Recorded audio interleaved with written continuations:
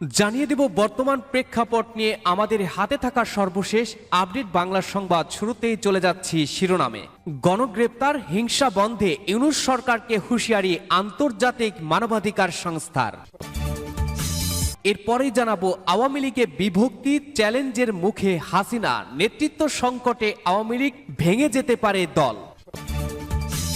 জানিয়ে দেব প্রত্যাহারের পর নতুন করে আবারও 24 ঘন্টার আলটিমেটাম 7 কলেজ শিক্ষার্থীদের। জনমনে আতঙ্ক, কি হতে চলেছে দেশে। আরো জানাবো দেশের জনগণের উদ্দেশ্যে মাহমুদুর রহমান মান্নার আহ্বান, এমন দলকে আপনারা নির্বাচিত করুন যারা ক্ষমতায় গিয়ে মানুষ থাকবে, টাকা বানানোর মেশিং হয়ে যাবে না। আমরা কেবল সরকার পরিবর্তন নয়, পুরো দেশটাই বদল করার লড়াই করছি। এবং সর্বশেষ জানাবো বৈষম্য বিরোধী ছাত্র নেতাদের উদ্দেশ্যে রেজা কিবরিয়া বললেন, নতুন দল ভোট করে জিতে আসবে, এটা মোটেও ছেলে খেলা নয়। সমন্বয়কদের আয়ের উৎস নিয়েও প্রশ্ন তুলেন তিনি বলেন, সাধারণ মানুষ গরিব হতে পারে, অশিক্ষিত হতে পারে, তারা বোবা না, তারা সবকিছুই বোঝে, কে কি করছে আর কি করে। শুনছিলেন সর্বশেষ আপডেট বাংলা সংবাদগুলোর শিরোনাম। এবারে জানাবো বিস্তারিত। বাংলাদেশের বর্তমান প্রেক্ষাপটে সর্বশেষ আপডেট সংবাদগুলো পেতে ভিডিওটিতে একটি লাইক দিয়ে চ্যানেলটি সাবস্ক্রাইব করে পাশের বেল বাটনে প্রেস করুন।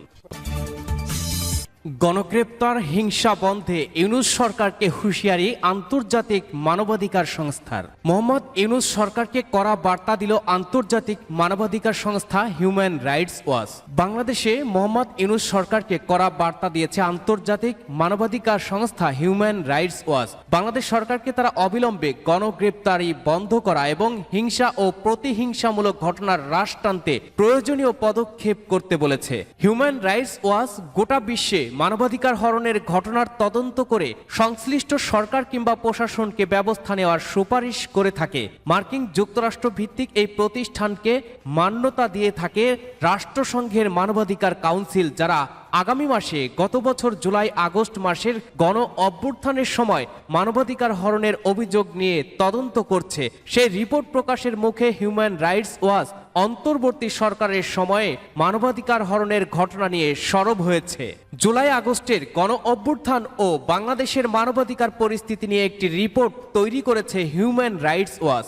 আফটার দ্য মনসুন রেভলিউশন, আর roadmap to lasting security sector freedom in Bangladesh শীর্ষক রিপোর্টে বর্তমান সরকারকে গণগ্রেপ্তারি বন্ধ করার সুপারিশ করেছে সংস্থাটি। গণ অভ্যুত্থানের পর থেকে বাংলাদেশে হামলা মামলা লেগে আছে। গণহারে মামলা দায়ের, গ্রেপ্তারি বিরাম নেই। তার উপরে আদালতে আসামিদের উপরে হামলার একাধিক ঘটনাও ঘটেছে। আওয়ামী লীগের নেতাকর্মীর পাশাপাশি গণগ্রেপ্তারির শিকার হয়েছেন লেখক, শিল্পী, বুদ্ধিজীবী, সাংবাদিক প্রমুখ। আওয়ামী লীগে বিভক্তি, চ্যালেঞ্জের মুখে হাসিনা, নেতৃত্ব সংকটে আওয়ামী লীগ ভেঙে যেতে পারে দল। আওয়ামী লীগ রাজনৈতিক দল হিসাবে ভাবমূর্তি ও নেতৃত্ব সংকটের মুখোমুখি। এ অবস্থায় শেখ হাসিনা ছাড়া দল পুনর্গঠন চ্যালেঞ্জিং। এমনকি আওয়ামী লীগ ভেঙে অন্য দল গঠনও হতে পারে। সোমবার 27 জানুয়ারি কাতার ভিত্তিক সংবাদ মাধ্যম আল জাজিরার এক প্রতিবেদনে এ তথ্য জানানো হয়েছে। প্রতিবেদনে বলা হয়, জাহাঙ্গীরনগর বিশ্ববিদ্যালয়ের রাষ্ট্রবিজ্ঞানের অধ্যাপক ও রাজনৈতিক বিশ্লেষক আল মাসুদ হাসানুজ্জামান বলেছেন, ভাবমূর্তি ক্ষুণ্ণ ও নেতৃত্ব সংকটের মুখোমুখি আওয়ামী লীগ। এই অবস্থায় আওয়ামী লীগে অভ্যন্তরীণ বিভাজন দেখা দিতে পারে। তিনি বলেন, হাসিনা নির্বাসন বা প্রত্যাবর্তনের সাথে পরিচিত নন, তবে এবারের প্রত্যাবর্তন অনেক কঠিন হয়ে যাবে। 1975 সালের 15 আগস্ট শেখ মুজিবুর রহমান ও তার পরিবারের বেশিরভাগ সদস্যকে হত্যার পর তার মেয়ে শেখ হাসিনা বেশ কয়েক বছর ভারতে লুকিয়েছিলেন। এরপর 1981 সালে তিনি আওয়ামী লীগকে নেতৃত্ব দেওয়ার জন্য বাংলাদেশে ফিরে আসেন। শেখ মুজিবুর রহমানের নিহতের পর দল পুনর্গঠন করতে এবং ক্ষমতায় ফিরে আসতে তার সময় লেগেছিল 21 বছর। হাসানুজ্জামান বলেন, তবে এবারের পরিস্থিতি ভিন্ন। সেনা সমর্থিত রক্তাক্ত ছাত্র অভ্যুত্থানের মুখে দেশ ছাড়তে বাধ্য হন শেখ হাসিনা।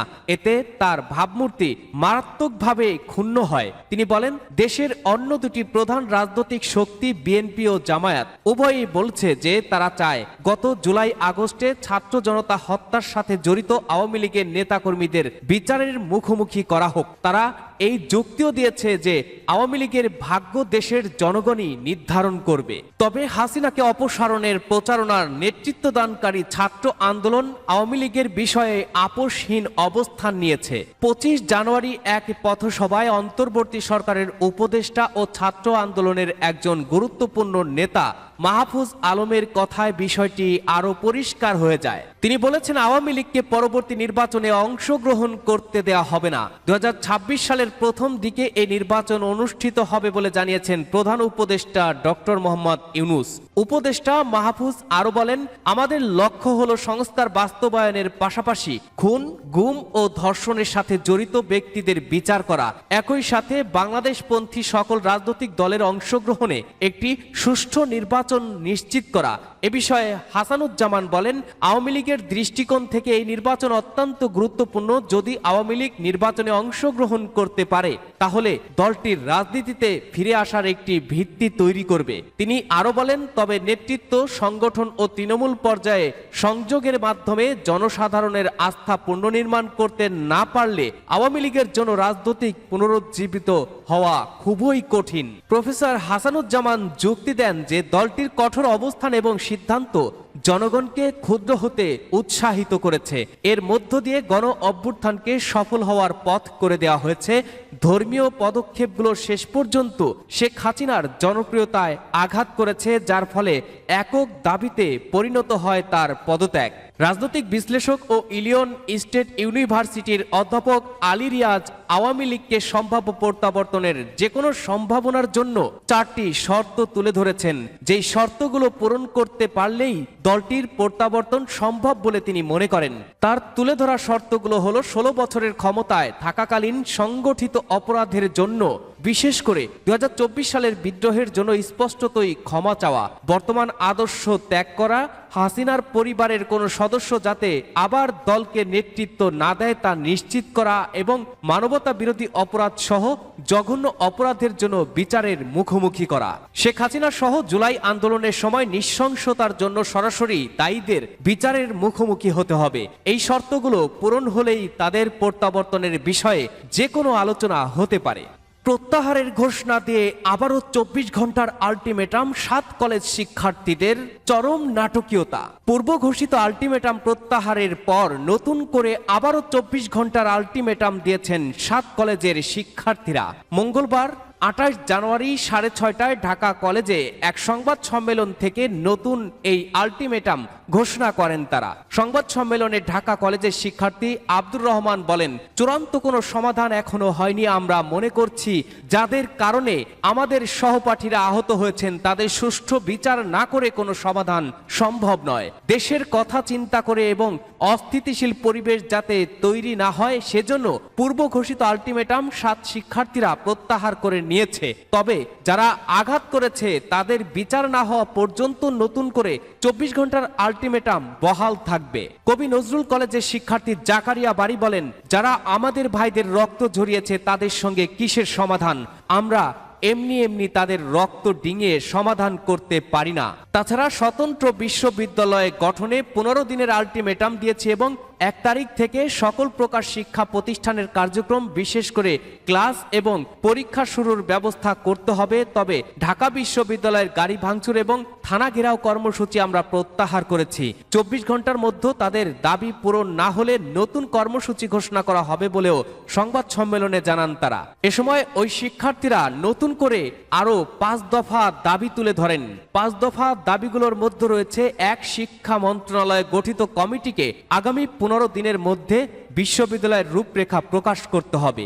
2 1 মাসের মধ্যে রাষ্ট্রপতির অধ্যাদেশের মাধ্যমে বিশ্ববিদ্যালয়ের কার্যক্রম শুরু করতে হবে। 3 সকল বর্ষের চলমান পরীক্ষা পূর্ব ঘোষিত রুটিন অনুযায়ী চলমান রাখতে হবে। 4 বিশ্ববিদ্যালয় কার্যক্রম শুরুর সঙ্গে সঙ্গেই চলমান সব শিক্ষা বর্ষের শিক্ষার্থীদের নতুন বিশ্ববিদ্যালয়ে অন্তর্ভুক্ত করতে হবে। 5 উদ্ভূত পরিস্থিতিতে 7 কলেজের চলমান সংকট নিরসনে শিক্ষার্থী প্রতিনিধিদের সঙ্গে শিক্ষা মন্ত্রণালয় উচ্চ পর্যায়ের বিশেষজ্ঞ কমিটি এবং 7 কলেজের অধ্যক্ষ মহোদয় এবং সংশ্লিষ্ট স্টক হোল্ডারদের সঙ্গে আগামী 2-1 দিনের মধ্যে টেবিল টকের আয়োজন করতে হবে। আমরা কেবল সরকার পরিবর্তনের নয়, দেশটা বদলাবার লড়াই করছি। নাগরিক ঐক্যের সভাপতি মাহমুদুর রহমান মান্না বলেছেন, যেই দেশে জন্ম হওয়ার পরে শিশু খাদ্য পাওয়া যায় না, যেই দেশের শিশুর দুধের উপরে প্রতিনিয়ত ট্যাক্স বসানো হচ্ছে, আমরা ওই দেশটা বদলাতে চাই। 53 বছর ধরে মানুষের এটাই আকাঙ্ক্ষা। 15 বছর সংগ্রাম শেষে শেখ হাসিনা সরকারের পতনের পর নতুন একটা সরকার গঠন হলো, অন্তর্বর্তী সরকার। সেই সরকারের কাছে আমাদের প্রত্যাশা একটা নতুন দেশ বানানো হোক, তবে তারা দেশ ঠিকমতো চালাতে পারছেন না। তিনি বলেন, আমরা যখন লড়াই করতাম তখন সবাই আমাদের বলতো, লড়াই করে কি লাভ, এক সরকার যাবে আরেক সরকার আসবে, যেই লাউ সেই কদু, যা 52 তাহাই 53। আগে যেরকম চলতো এখনো তাই চলে, আন্দোলন করে আমাদের কি লাভ। আমরা তখন তাদের বলতাম, আমরা কেবল মাত্র সরকার পরিবর্তনের লড়াই করছি না, আমরা দেশটা বদলাবার লড়াই করছি, সমাজ বদলানোর লড়াই করছি।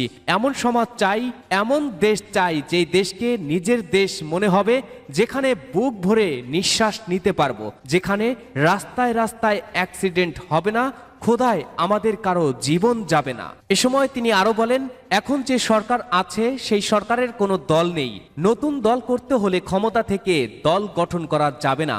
দেশের জনগণের উদ্দেশ্যে মান্না বলেন, আমরা চাই ভোটের মধ্য দিয়ে আপনারা ঠিকমতো সরকার নির্বাচন করবেন, এমন দলকে আপনারা নির্বাচন করুন যারা ক্ষমতায় গিয়ে মানুষ থাকবে, টাকা বানাবার মেশিন হয়ে যাবে না, তাহলে দেশের কল্যাণ হতে পারে। নতুন দল ভোট করে জিতে আসবে, মোটেও ছেলে খেলা নয়। সাবেক অর্থমন্ত্রী শাহ এম.এস. কিবরিয়ার ছেলে অর্থনীতিবিদ ডক্টর রেজা কিবরিয়া বলেছেন, ছাত্র নেতারা একটা নতুন দল তৈরি করতে চান এবং সেই দলটা নির্বাচন করে জিতে আসবে, এই আশায় তারা বসে আছেন। তাদের জন্য শুভকামনা। তবে এটা খুবই কঠিন একটা বিষয়, এটা মোটেও ছেলে খেলা নয়। তারা হয়তো বিষয়টাকে একটা জোকসের মতো ভেবেছে। বাংলাদেশে একটা রাজনৈতিক দল গঠন করে আবার সেই দলকে ক্ষমতায় আনা অনেক কষ্টের ব্যাপার। গণ অধিকার পরিষদের একাংশের সাবেক এই সভাপতি বলেন, নির্বাচন হলে আমি ভোট করব, তবে নির্বাচন যে খুব তাড়াতাড়ি হবে সেটা আমার মনে হয় না। ভেতরের খবর আমি যতটুকু পাচ্ছি তাতে খুব তাড়াতাড়ি নির্বাচন দেওয়ার পরিকল্পনা অন্তর্বর্তী সরকারের নেই। সমন্বয়কদের ঘিরে তৈরি হওয়া সমালোচনার বিষয়ে রেজা কিবরিয়া বলেন, তাদের নিয়ে সমালোচনা তো হবে, শুধু সমালোচনা নয়, সমন্বয়কদের মধ্যেই মারামারি হবে, এটা খুব স্বাভাবিক। কেননা যেখানে তাদের কারো কোনো বৈধ আয়ের উৎস নেই, তারা কোনোদিন চাকরি করেননি, তারা প্রতিষ্ঠিত কোনো ব্যবসায়ীর ছেলে না, তাদের কোনো টাকা নেই। এক গ্রুপের সঙ্গে যখন অন্য গ্রুপের চাঁদা নিয়ে প্রতিযোগিতা হবে তখন তো মারামারি হবেই। আমি খুব বেশি জানি না, কিন্তু আমি এসব প্রতিনিয়তই দেখতে পাচ্ছি। রেজা কিবরিয়া বলেন, আপনি দেখেন একটা মানুষের কোনো বৈধ আয়ের কোনো উৎস নেই, চাকরি করেন না, এখন তিনি যদি একটা গাড়ি কিনেন তাহলে বিষয়টা নিয়ে তো প্রশ্ন উঠবেই। আমি 40 বছর পর বিদেশ থেকে এসেছি, IMF, বিশ্বব্যাংক সহ বিশ্বের বড় বড় জায়গায় চাকরি করেছি, আমি পারি এমন একটা গাড়ি কিনতে, কিন্তু যে টিউশনি ছাড়া কোনো কাজ করেনি জীবনে, তিনি এখন দামি গাড়ি চালান, কিনেন। সাধারণ মানুষ গরিব হতে পারে, অশিক্ষিত হতে পারে, কিন্তু তারা বোবা না, তারা এসব কিছুই বোঝে, কে কি করছে, কে কি করে।